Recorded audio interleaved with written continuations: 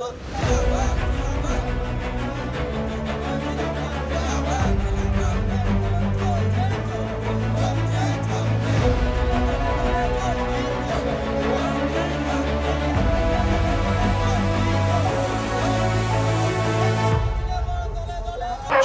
যৌথ মঞ্চের তরফে এক সুবিশাল মিছিলের আয়োজন করা হয়েছে।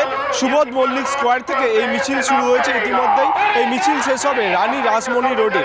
সেখানেই বিভিন্ন সভা সমাবেশ করবেন এই সংগ্রামী যৌথ মঞ্চের সরকারি কর্মচারীরা।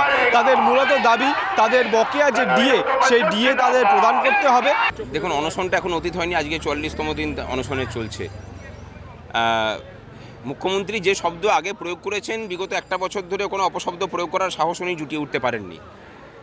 এরপরে না বসার কথা বলছেন, হ্যাঁ ঠিকই বসেননি উনি।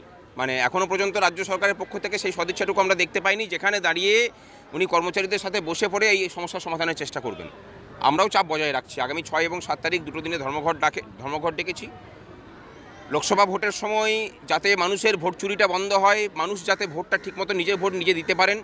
পশ্চিমবঙ্গ একমাত্র জায়গা যেখানে মানুষ তার নিজের ভোটটা দিতে পারে না, তার জন্য আমরা ব্যবস্থা করছি। আজকে হয়তো নির্বাচন কমিশনের দপ্তরেও আমরা যাব, লোকজন নিয়ে পড়েই যাব, যেহেতু আমরা এখনও পর্যন্ত সময় পাইনি বারবার আবেদন করার পরেও। আগামীকাল ফুল বেঞ্চ আসছে, সেই ফুল বেঞ্চের সাথে বৈঠক করার সুযোগ দিতে হবে আমাদেরকে। এরা যারা দেখতে পাচ্ছেন, এরা সব আদানি আম্বানির ঘরে ছেলেমেয়ে নাকি? বাংলার লড়াই সংগ্রামের মধ্যে দিয়ে উঠে আসা মধ্যবিত্ত বাড়ির ছেলেমেয়েরা নিজেদের হকের লড়াই করছে। এটা কোনো চুরির টাকা না, তৃণমূলের চুরি নয়, ৭৫-২৫-এর ভাগ নয়, সাংবিধানিক অধিকার। তৃণমূলের নেতারা বুথ থেকে যেমন ৭৫-২৫ চুরি করে পাঠায়, ৭৫% কালীঘাট আর ৭৫% ক্যামাক স্ট্রিট আর ২৫% পকেটে রাখে, এরা তারা নয়। এরা হকের লড়াই লড়ছে, নিজেদের অধিকার। এই অধিকারের লড়াইয়ের জন্য আমরা পশ্চিমবঙ্গ প্রদেশ কংগ্রেসের সভাপতির নির্দেশে আমরা আছি, থাকবো। যে এই আন্দোলনের সাথে আমরা প্রথম দিন থেকে রয়েছি, তার কারণ আমরা মনে করি যে বঞ্চনা, এই বঞ্চনাটাকে প্র্যাকটিসে পরিণত করেছে রাজ্যের সরকার। ডিএ আন্দোলন যারা করছেন, তারা যেরকম একাধিকে ডিএ যে ন্যায্য দাবি, তার জন্যে লড়াই করছেন, যেটা বাস্তব এবং সত্যি। তার সাথে সাথে বিভিন্ন জায়গায় স্পষ্ট এবং স্বচ্ছ নিয়োগ, তার দাবিতেও কিন্তু আন্দোলন চলছে। যে নিয়োগ ব্যবস্থা বন্ধ হয়ে রয়েছে গোটা পশ্চিমবঙ্গে আমরা দেখতে পাচ্ছি, সবাইকেই ওই সিভিকের অবস্থায় পরিণত করছে।